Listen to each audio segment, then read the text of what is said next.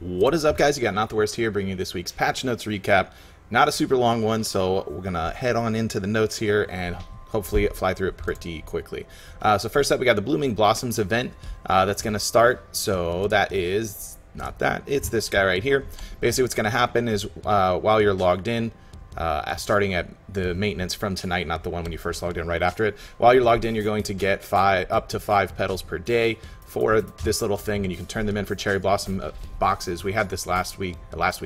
We had this last year as well, but you can save up the boxes and turn them in for whatever it is you want, with a fine accessory box being at the maximum at 75 towards the end of it. If I can recall, you can turn it in twice, I think, in that time frame. I don't know, somebody will math up how many days that is and then go from there. You can also get a little seed from the loyalty shop, which gets you a cherry blossom pot you can put up in your house, make it look nice and fresh and festive.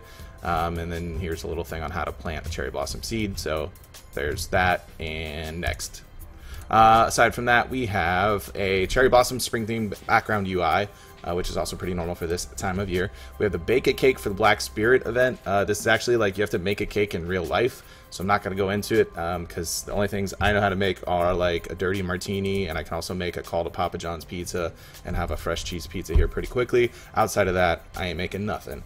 Next news, ended the Cliff Weapon event, and Gratitude of the Black Spirit is also gone. We still have Black Spirit Adventure, Glimmering Old Moon, and the Kron Collector events ongoing as well.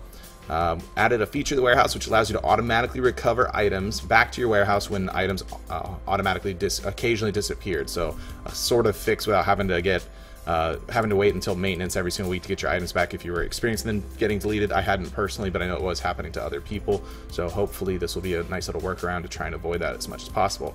When failing to move items from inventory storage to the warehouse, vice versa, you'll now be able to proceed to the next process. Tier 1 nodes are now divided to easy, medium, and hard levels, and each calibrated to enforce different max AP and DP caps. The system was first implemented on the Global Lab, and Tier 1 nodes were divided based on your feedback.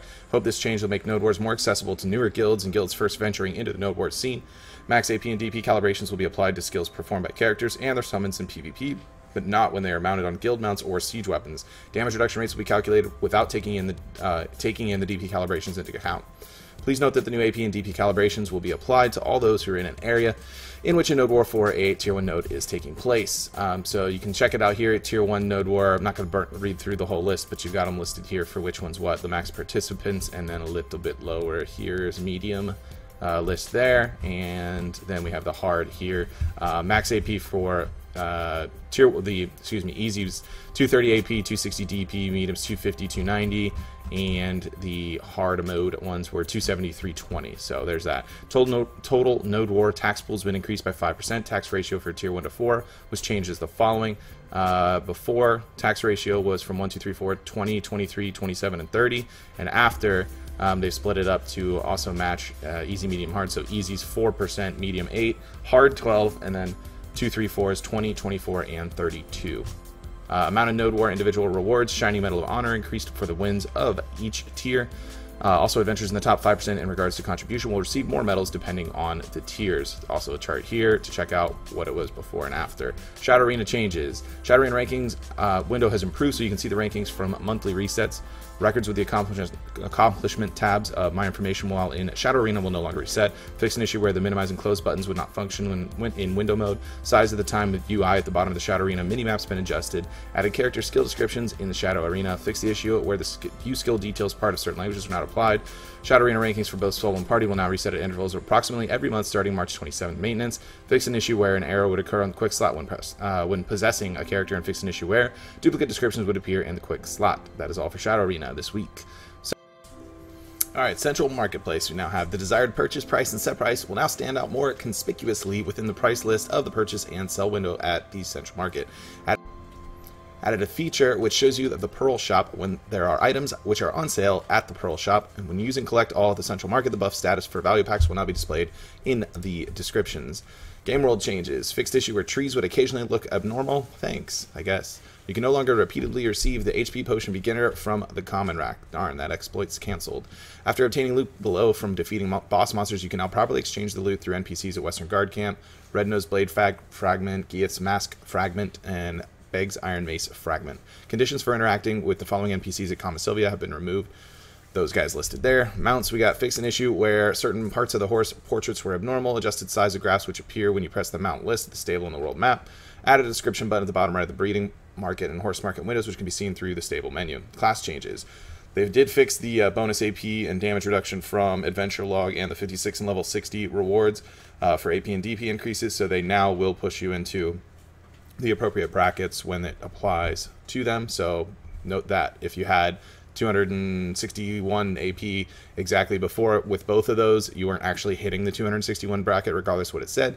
So you might notice you're now doing more damage. I did a video on that previously, so if you want to check that out, it was from last week where we talked about it. But it's now fixed, so it doesn't matter. Fix the issue where the target getting hit by additional hit of Ultimate Frenzied Destroyer on Berserker would receive a melee AP buff as well.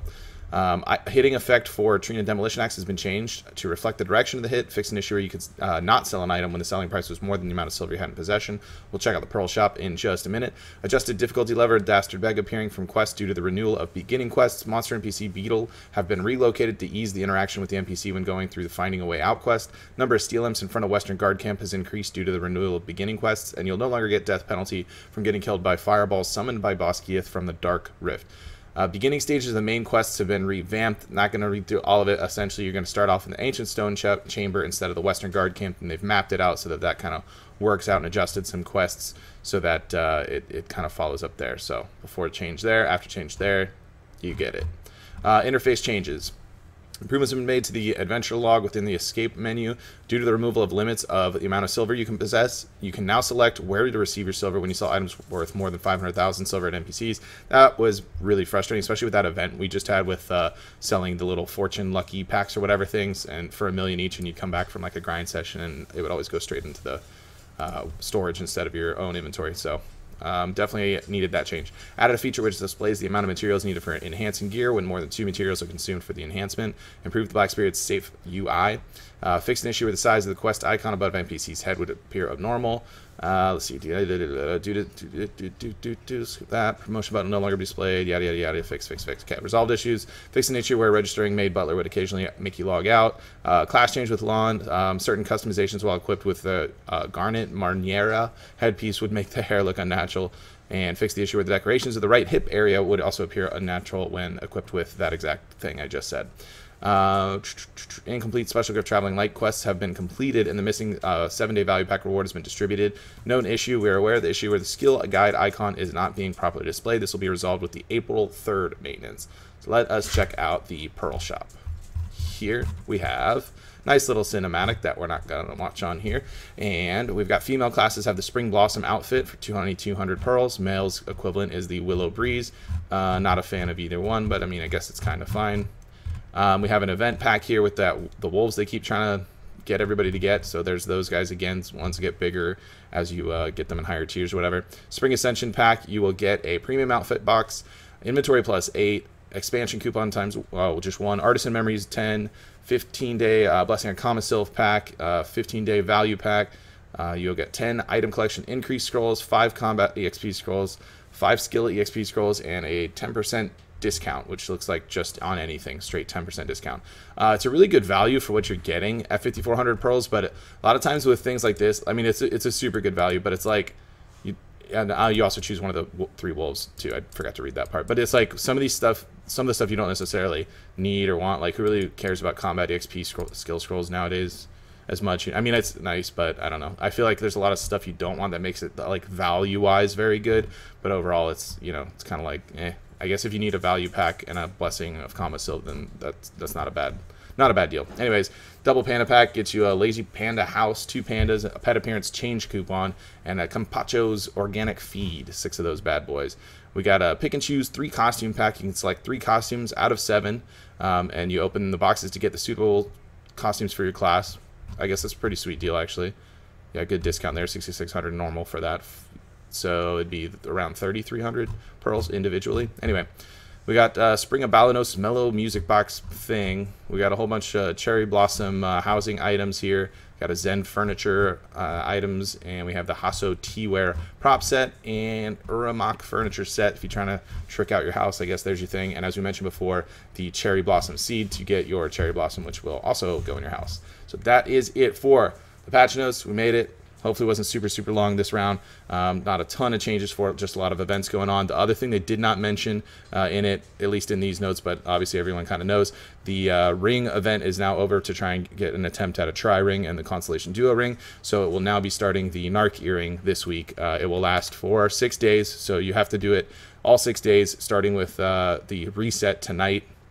There will not be given one out reset Tuesday night, which they consider Wednesday, depending on your time zone. But yeah, so just keep that in mind. You want to log in every day and make sure you get those in, so that way if you don't get it done, you at least get a free duo. Obviously, Narc earring isn't nearly as exciting as the Crescent rings were, but we got Bazzy and Ogre still coming up the following weeks as well, so hope it's not lost. If you did not get your Tri-Crescent, maybe you will get something else.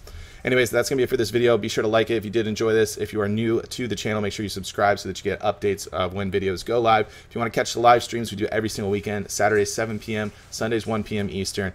Do a little drinking, little enhancing, little partying. We have some fun. It's a pretty good time, so if you want to check that out, the link to the Twitch is in the description below. Drop a follow over there so you get notifications when we do go live for that. That is going to be it for this video. Everybody, thank you for watching, and I will see you next time.